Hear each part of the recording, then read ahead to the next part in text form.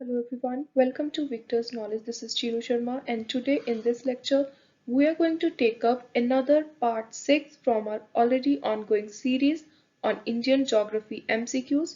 So, ਅੱਜ ਦੇ ਇਸ lecture ਦੇ ਅੰਦਰ basically ਆਪਣਾ major focus ਰਹੂਗਾ geographical ecology and environment ਉੱਤੇ। ਸੋ ਜਿਹੜੇ ਵੀ student ਆਉਣ ਵਾਲੇ PPSC ਦੇ ਦੁਆਰਾ conduct ਹੋਣ ਵਾਲੇ exams ਦੀ ਤਿਆਰੀ ਕਰ ਰਹੇ ਨੇ, ਉਹ student specially ਧਿਆਨ ਦੇ ਨਾਲ ਇਸ lecture ਨੂੰ ਜ਼ਰੂਰ ਦੇਖਣ।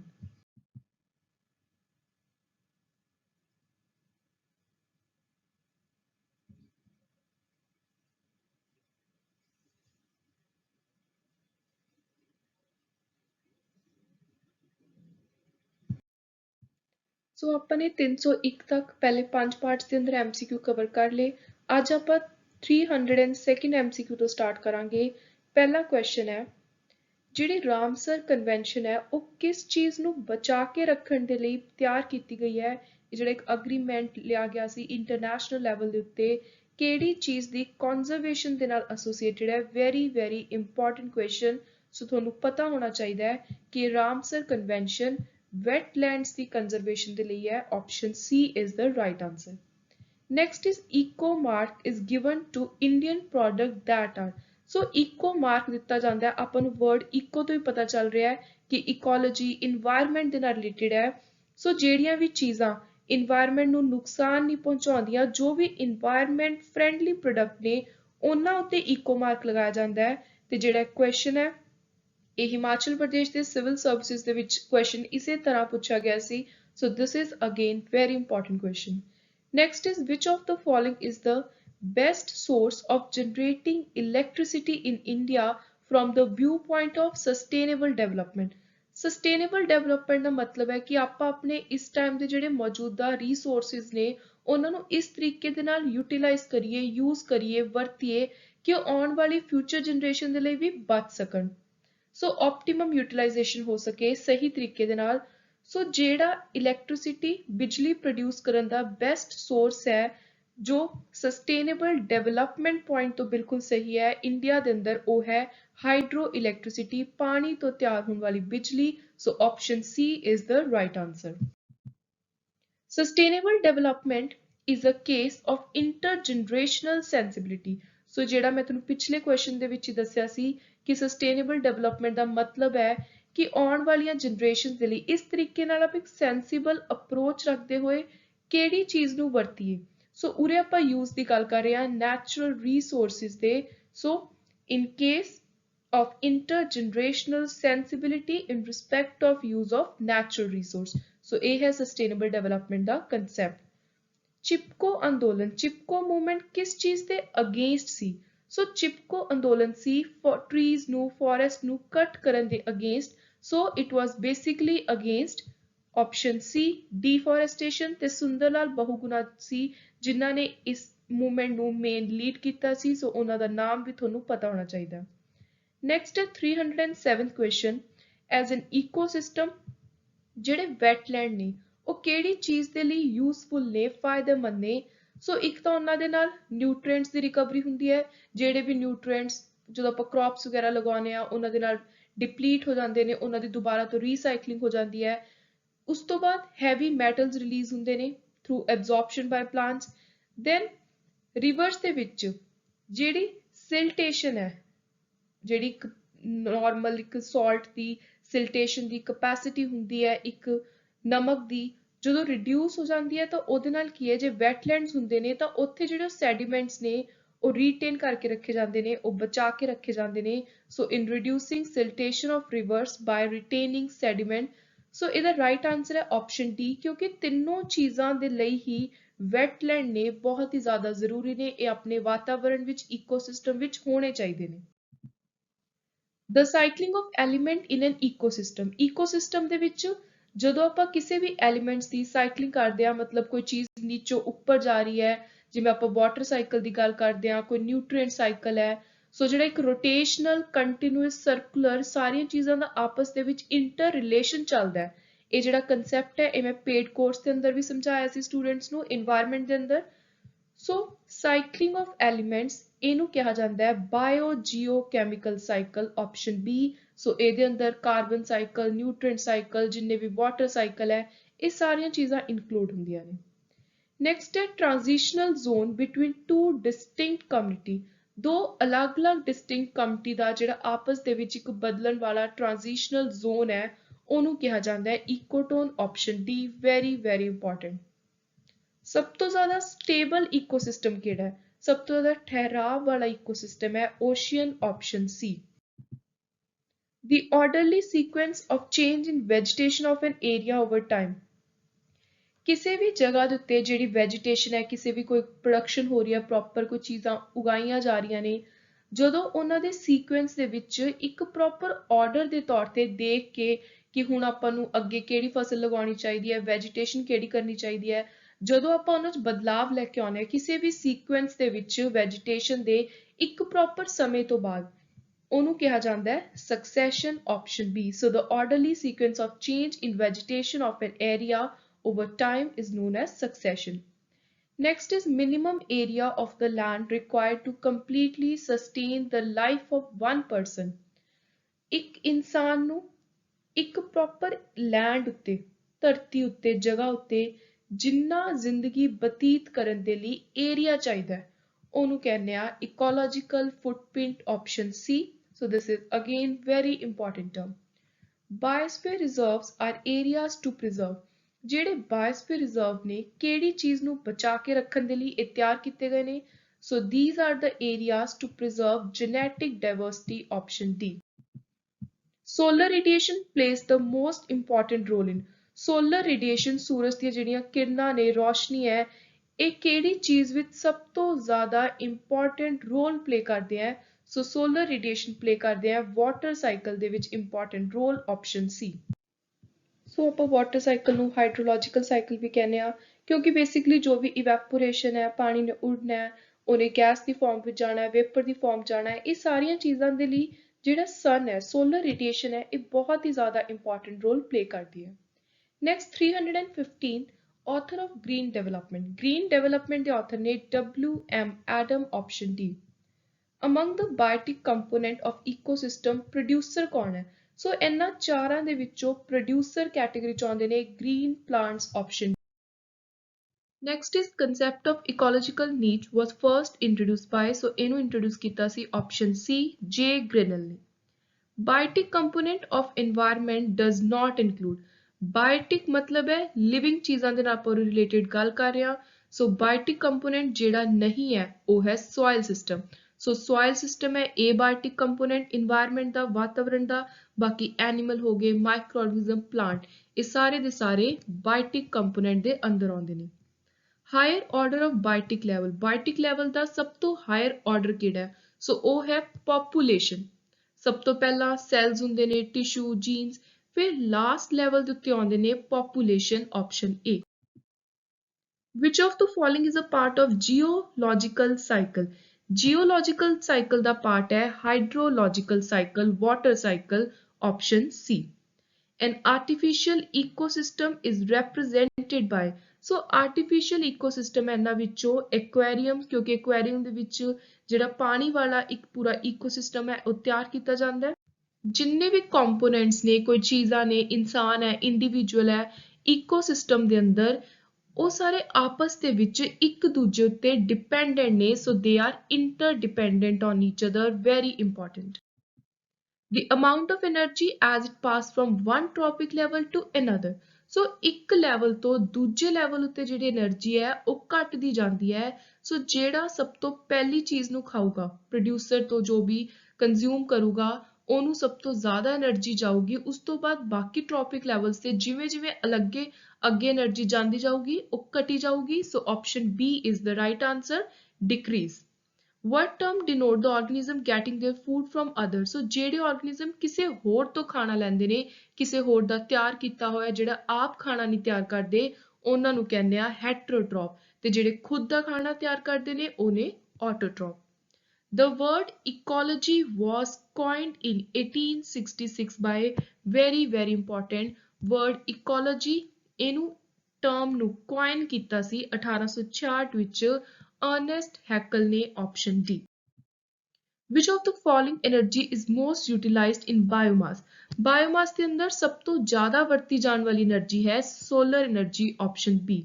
ਟਰਮ ਈਕੋਸਿਸਟਮ, ਪਹਿਲਾਂ ਆਪਾਂ ਨੇ ਇਕੋਲੋਜੀ ਟਰਮ ਦੀ ਗੱਲ ਕੀਤੀ, ਸੋ ਤੁਸੀਂ ਜਿਹੜਾ ਡਿਫਰੈਂਸ ਹੈ ਇਹਨੂੰ ਧਿਆਨ 'ਚ ਰੱਖਣਾ ਹੈ।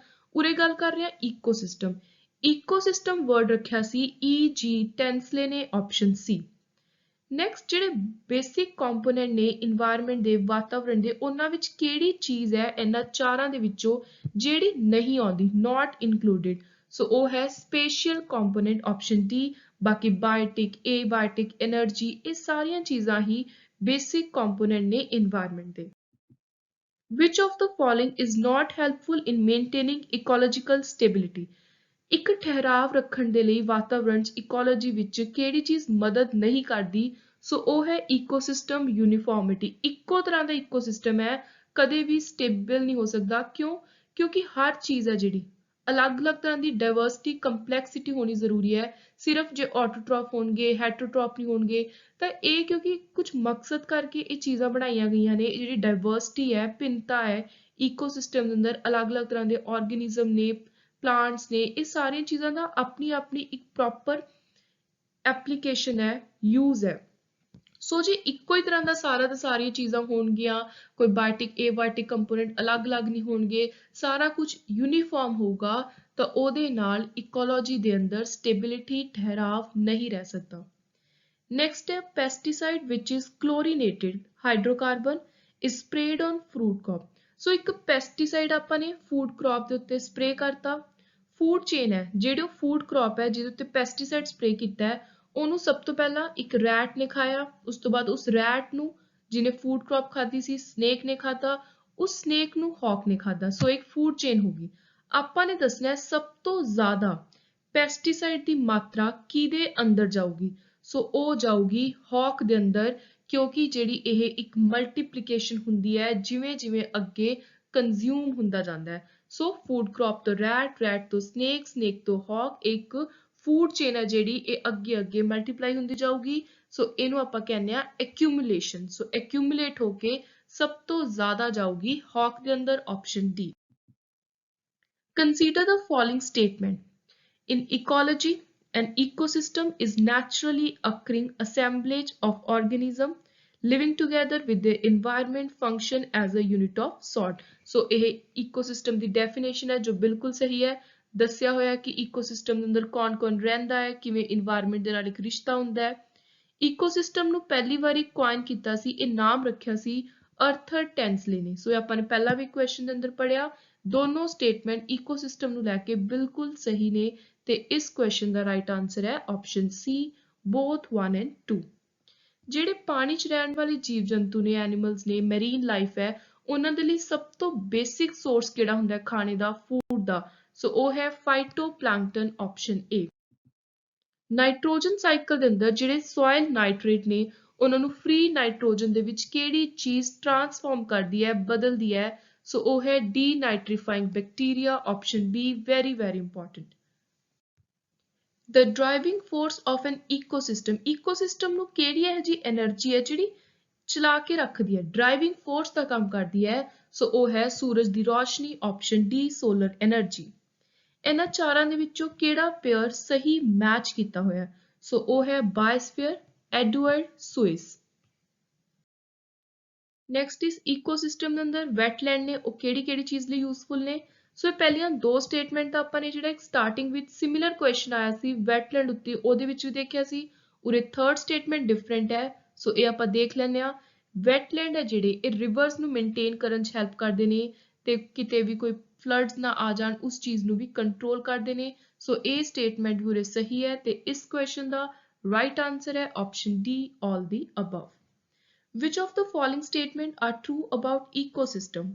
ਸੋ ecosystem ਨੂੰ ਲੈ ਕੇ ਪਹਿਲੀਆਂ ਦੋ ਸਟੇਟਮੈਂਟ ਸਹੀ ਨੇ, ਤੀਜੀ ਸਟੇਟਮੈਂਟ ਜਿਹੜੀ ਕਹਿ ਰਹੀ ਹੈ ਵੀ ecosystem ਇੱਕ closed system ਹੈ, ਇਹ ਬਿਲਕੁਲ ਗਲਤ ਹੈ ਕਿਉਂਕਿ ਇੱਕ open system ਹੈ।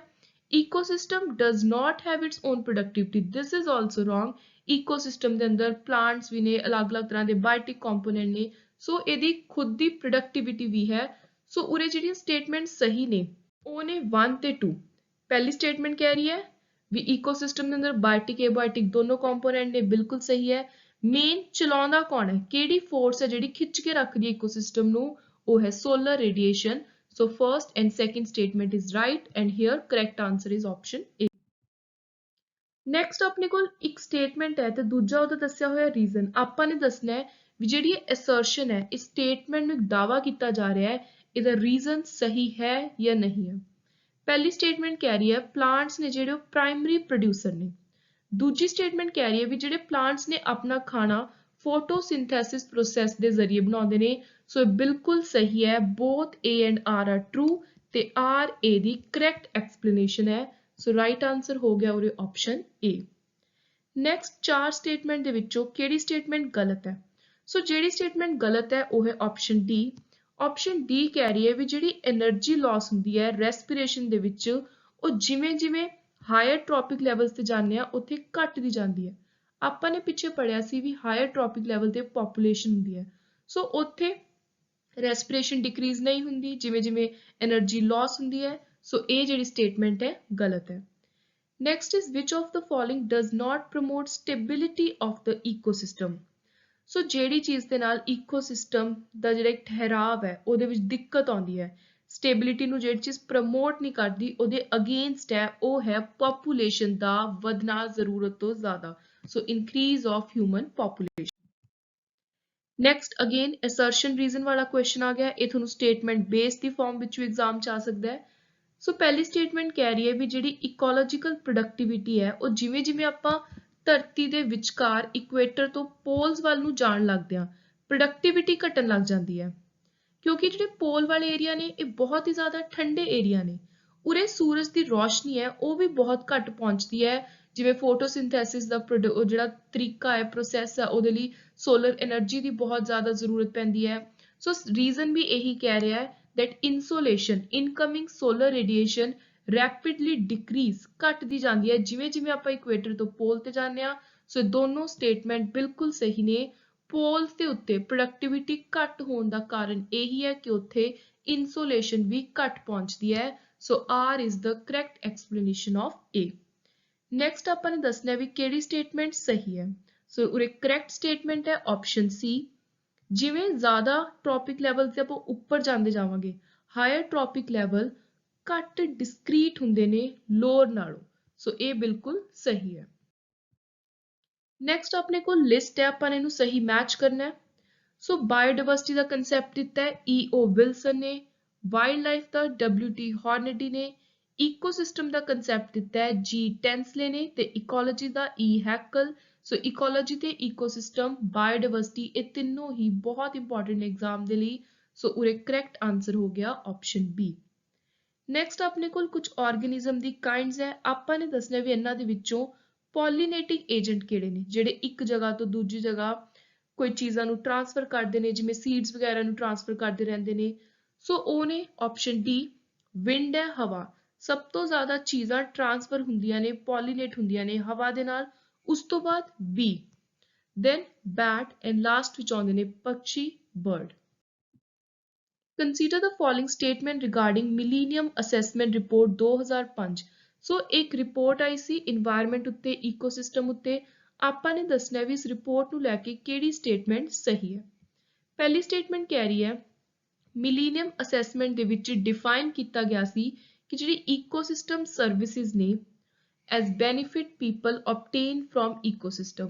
ਸੋ ecosystem services ਉਹ ਸਰਵਿਸਿਜ਼ ਨੇ ਜਿਹੜੀਆਂ ਇਨਵਾਇਰਨਮੈਂਟ ਤੋਂ, ਈਕੋਸਿਸਟਮ ਤੋਂ ਲੋਕ ਫਾਇਦਾ ਲੈਂਦੇ ਨੇ। ਤੇ ecosystem services ਦੇ ਅੰਦਰ ਸਪੋਰਟਿੰਗ ਸਰਵਿਸਿਜ਼ ਤੇ ਪ੍ਰੋਵੀਜ਼ਨਿੰਗ ਸਰਵਿਸਿਜ਼ ਸਿਰਫ ਪਾਈਆਂ ਸੀ, ਹੋਰ ਸਾਰੀਆਂ ਸਰਵਿਸਿਜ਼ ਨੂੰ ਐਕਸਕਲੂਡ ਕਰਤਾ ਸੀ, ਬਾਹਰ ਕਰਤਾ ਸੀ। ਸੋ ਉਰੇ ਸਿਰਫ ਪਹਿਲੀ ਸਟੇਟਮੈਂਟ ਸਹੀ ਹੈ option A only 1। Next again assertion reason question। Amensalism is negative interaction between two living individual। So amensalism ਦਾ ਮਤਲਬ ਹੈ ਦੋ living organism individuals ਦੇ ਵਿੱਚ ਨੈਗੇਟਿਵ ਤਰ੍ਹਾਂ ਦੀ ਜਦੋਂ ਵਾਰਤਾਲਾਪ ਹੋਵੇ, ਇੰਟਰੈਕਸ਼ਨ ਹੋਵੇ। ਰੀਜ਼ਨ ਕਹਿ ਰਹੇ ਨੇ ਇਹਦਾ ਕਿ amensalism ਦੇ ਵਿੱਚ ਜਿਹੜੇ ਐਲੋਕੈਮੀਕਲਸ ਨੇ ਉਹ ਇੱਕ ਇੰਡੀਵਿਜੂਅਲ ਹੈ ਜਿਹੜਾ ਨੈਗੇਟਿਵ ਇੰਟਰੈਕਸ਼ਨ ਵਾਲਾ ਸੀਕ੍ਰੇਟ ਕਰਦਾ ਹੈ। ਸੋ ਇਹ ਰੀਜ਼ਨ ਗਲਤ ਹੈ, ਪਰ ਇਹ ਦੋਨੋਂ ਸਟੇਟਮੈਂਟ ਅਲੱਗ-ਅਲੱਗ ਇੰਡੀਵਿਜੂਅਲੀ ਬਿਲਕੁਲ ਸਹੀ ਨੇ। So both A and R are true, but R is not correct explanation of A। Ministry of Environment and Forest declare India's first marine eco-sensitive zone. India ਦਾ ਪਹਿਲਾ ਮੈਰੀਨ ਪਾਣੀ ਵਾਲਾ eco-sensitive zone ਕਿਹੜਾ ਹੈ? So ਉਹ ਹੈ Gulf of ਕੱਚ, option A, very very important. Next है eutrophication in the Chesapeake Bay along eastern edge of Maryland has resulted in low oxygen level. The cause of eutrophication appears to be pollution that contain high level of eutrophication ਜਦੋਂ ਪਾਣੀ ਦੇ ਉੱਤੇ ਇੱਕ proper layer ਜੰਮ ਜਾਂਦੀ ਹੈ, ਖਰਾਬ ਹੋ ਜਾਂਦਾ ਹੈ, ਕੈਮੀਕਲਸ ਵਗੈਰਾ ਦੀ ਪਾਣੀ ਪੋਲਿਊਟ ਹੋ ਜਾਂਦਾ ਹੈ, ਸੋ ਉੱਥੇ ਕੀ ਹੈ ਜਿਹੜੇ ਪਾਣੀ ਦੇ ਅੰਦਰ ਰਹਿਣ ਵਾਲੇ ਐਕੁਆਟਿਕ ਪਲਾਂਟ ਐਨੀਮਲ ਨੇ ਉਹਨਾਂ ਤੱਕ ਸਹੀ ਆਕਸੀਜਨ ਨਹੀਂ ਪਹੁੰਚ ਸਕਦੀ, ਇੱਕ ਗੈਪ ਜਿਹੜਾ ਹੈ ਉਹ ਬੰਦ ਹੋ ਜਾਂਦਾ, ਜਿਹੜਾ ਇੱਕ ਬਾਹਰ ਵਾਲੇ ਵਾਤਾਵਰਣ ਦੇ ਨਾਲ ਪਾਣੀ ਦੇ ਅੰਦਰ ਰਹਿਣ ਵਾਲੀਆਂ ਚੀਜ਼ਾਂ ਨੂੰ ਇੱਕ ਪ੍ਰੋਪਰ ਇੰਟਰੈਕਸ਼ਨ ਚਾਹੀਦਾ ਹੁੰਦਾ, ਚੈਨਲ ਚਾਹੀਦਾ ਹੁੰਦਾ, ਉਹ ਚੈਨਲ ਉਹ ਰਸਤਾ ਬੰਦ ਹੋ ਜਾਂਦਾ ਹੈ ਯੂਟ੍ਰੋਫਿਕੇਸ਼ਨ ਦੇ ਨਾਲ। ਕਾਰਨ ਕੀ ਹੈ, ਕਿਹੜੀ ਚੀਜ਼ਾਂ ਨੇ ਜਿਨ੍ਹਾਂ ਦਾ ਹਾਈ ਲੈਵਲ ਹਾਈ ਮਾਤਰਾ ਦੇ ਵਿੱਚ ਹੋਣਾ ਯੂਟ੍ਰੋਫਿਕੇਸ਼ਨ ਦਾ ਮੇਨ ਕਾਰਨ ਬਣਿਆ? ਸੋ ਉਹ ਬਣਿਆ ਨਾਈਟ੍ਰੋਜਨ ਤੇ ਫਾਸਫਰਸ ਦਾ ਜ਼ਿਆਦਾ ਅਮਾਉਂਟ ਦੇ ਵਿੱਚ ਹੋਣਾ। ਸੋ option B is the right answer. In case of a parasitic food chain, the shape of pyramid of number is. So pyramid हमेशा inverted होगा, नीचे होगा parasitic food chain which options. Next is which of the following statement is incorrect about biosphere. Biosphere ਨੂੰ ਲੈ ਕੇ ਜਿਹੜੀ statement ਗਲਤ ਹੈ ਉਹ ਹੈ ਕਿ organism ਨੂੰ ਇੱਕੋ ਤਰ੍ਹਾਂ ਦੇ ਨਾਲ biosphere 'ਚ present ਕੀਤਾ ਜਾਂਦਾ ਹੈ। ਇਹ ਬਿਲਕੁਲ ਗਲਤ ਹੈ ਕਿਉਂਕਿ ਜਿਵੇਂ ਜਿਵੇਂ organism ਦੀ ਅਲੱਗ-ਅਲੱਗ uses ਨੇ, ਉਹਨਾਂ ਦਾ ਅਲੱਗ-ਅਲੱਗ ਰੋਲ ਹੈ, ਉਸੇ ਤਰ੍ਹਾਂ ਉਹਨਾਂ ਨੂੰ ਡਾਈਵਰਸਿਫਾਈ ਵੇ ਦੇ ਵਿੱਚ ਪ੍ਰੈਜ਼ੈਂਟ ਕੀਤਾ ਜਾਂਦਾ ਹੈ। ਨੈਕਸਟ ਹੈ ਕਿੰਨਾ ਏਰੀਆ ਪਲੇਨ ਦਾ ਜਿਹੜਾ ਫੋਰੈਸਟ ਦੇ ਅੰਦਰ ਹੋਣਾ ਲਾਜ਼ਮੀ ਹੈ, ਜ਼ਰੂਰੀ ਹੈ। ਇੱਕ ਸਹੀ ਜੇ ਆਪਾਂ ਨੇ ਇਨਵਾਇਰਨਮੈਂਟ ਦੇ ਵਿੱਚ ਸਟੇਬਿਲਿਟੀ ਰੱਖਣੀ ਹੈ, ਇੱਕ ਪ੍ਰੋਪਰ ਆਪਾਂ ਚਾਹੁੰਦੇ ਹਾਂ ਕਿ ਪੋਲਿਊਸ਼ਨ ਨਾ ਹੋਵੇ, ਹਰ ਇੱਕ ਚੀਜ਼ ਦੀ ਪ੍ਰੋਪਰ ਰੋਲ ਹੋਵੇ, ਤਾਂ ਇੱਕ ਪਲੇਨ ਏਰੀਆ ਦੇ ਉੱਤੇ ਕਿੰਨੇ ਟਰੀਜ਼, ਕਿੰਨੇ ਫੋਰੈਸਟ ਹੋਣਾ ਜ਼ਰੂਰੀ ਹੈ? ਸੋ ਉਹ ਹੋਣਾ ਜ਼ਰੂਰੀ ਹੈ 33%। upper part of sea aquatic system contain ਜਿਹੜਾ ਸਭ ਤੋਂ ਉੱਪਰਲਾ ਹਿੱਸਾ ਹੁੰਦਾ ਹੈ sea ਦਾ, ਉਹਦੇ ਵਿੱਚ ਕੀ ਹੁੰਦੇ ਨੇ? ਸੋ ਉਹਦੇ ਵਿੱਚ ਹੁੰਦੇ ਨੇ plankton, option A. Competition for light nutrient space is more sphere between. ਸੋ ਕਿਹੜੀਆਂ ਚੀਜ਼ਾਂ ਨੇ ਜਿਨ੍ਹਾਂ ਦੇ ਵਿੱਚ ਆਪਸ 'ਚ ਜ਼ਿਆਦਾ ਕੰਪੀਟੀਸ਼ਨ ਚੱਲਦਾ ਰਹਿੰਦਾ ਹੈ ਲਾਈਟ ਲੈਣ ਦੇ ਲਈ, ਨਿਊਟ੍ਰੀਐਂਟ ਲੈਣ ਦੇ ਲਈ, ਜਗ੍ਹਾ ਲੈਣ ਦੇ ਲਈ? ਸੋ ਉਹ ਹੈ closely related organism growing in same area. ਸੋ ਉਹ ਆਰਗੇਨਿਜ਼ਮ ਜ਼ਿਆਦਾ ਇੱਕ ਦੂਜੇ ਦੇ ਨਾਲ ਕੰਪੀਟ ਕਰਨਗੇ, ਲੜਨਗੇ ਸਪੇਸ ਲੈਣ ਦੇ ਲਈ, ਨਿਊਟ੍ਰੀਐਂਟ ਲੈਣ ਦੇ ਲਈ, ਜਿਹੜੇ ਇੱਕੋ ਜਗ੍ਹਾ ਦੇ ਉੱਤੇ ਸੇਮ ਤਰ੍ਹਾਂ ਦੇ ਆਰਗੇਨਿਜ਼ਮ ਰਹਿ ਰਹੇ ਨੇ। Next is correct food chain ਆਪਾਂ ਨੇ ਪਿਕਅਪ ਕਰਨੀ ਹੈ। ਸੋ ਕਰੈਕਟ ਫੂਡ ਚੇਨ ਹੈ ਫਾਈਟੋਪਲੈਂਕਟਨ, ਜਿਹਨੂੰ ਜ਼ੂ ਪਲੈਂਕਟਨ ਖਾ ਰਹੇ ਨੇ, ਜ਼ੂ ਪਲੈਂਕਟਨ ਨੂੰ ਫਿਸ਼ ਖਾ ਰਹੀ ਹੈ। ਸੋ ਇਹ ਜਿਹੜੀ ਐਕੁਆਟਿਕ ਫੂਡ ਚੇਨ ਦੀ ਐਗਜ਼ਾਮਪਲ ਹੈ ਆਪਸ਼ਨ C ਬਿਲਕੁਲ ਸਹੀ ਹੈ। ਨੈਕਸਟ ਹੈ ਐਮ ਸਟ੍ਰਾਈਪਸ, ਬਹੁਤ ਵਾਰੀ ਨਿਊਜ਼ ਵਿੱਚ ਦੇਖਣ ਨੂੰ ਮਿਲਦਾ ਹੈ, ਇਹਦਾ ਮਤਲਬ ਕੀ ਹੈ? ਐਮ ਸਟ੍ਰਾਈਪਸ ਦਾ ਮਤਲਬ ਹੈ maintenance of tiger reserve, very very important, one of the most important current issue on environment. So you must remember कि term M stripes the meaning की। Recently there was a proposal to translocate some of the line from their natural habitat in Gujarat to which of the site? So recently एक news ਦੇ ਵਿੱਚ ਆ ਰਿਹਾ ਸੀ ਕਿ ਕੁਝ ਗੁਜਰਾਤ ਤੋਂ ਲਾਈਨਸ ਨੂੰ ਆਪਣੇ ਨੈਚੁਰਲ ਹੈਬਿਟੇਟ ਤੋਂ ਇੱਕ ਨਵੀਂ ਜਗ੍ਹਾ ਤੇ ਸ਼ਿਫਟ ਕੀਤਾ ਜਾ ਰਿਹਾ ਹੈ। ਸੋ ਨਵੀਂ ਜਗ੍ਹਾ ਕਿਹੜੀ ਹੈ? ਸੋ ਉਹ ਹੈ Kuno Palpur wildlife sanctuary, option B। Next ecological point of view ਤੋਂ ਆਪਾਂ ਜੇ ਇੰਪੋਰਟੈਂਸ ਦੀ ਗੱਲ ਕਰੀਏ, which of the following assume importance in being a good link between eastern and western Ghat? So ਇਹਨਾਂ ਦੇ ਵਿੱਚੋਂ ਕਿਹੜੀ ਚੀਜ਼ ਹੈ ਜਿਹੜੀ ਇਕੋਲੋਜੀਕਲ ਪੁਆਇੰਟ ਆਫ ਵਿਊ ਤੋਂ ਇੱਕ ਸਹੀ ਮੇਨ ਪੁਆਇੰਟ ਬਣ ਸਕਦਾ, ਮੇਨ ਏਰੀਆ ਬਣ ਸਕਦਾ, ਗੁੱਡ ਲਿੰਕ ਬਣ ਸਕਦਾ ਹੈ ਈਸਟਰਨ ਤੇ ਵੈਸਟਰਨ ਘਾਟ ਦਾ?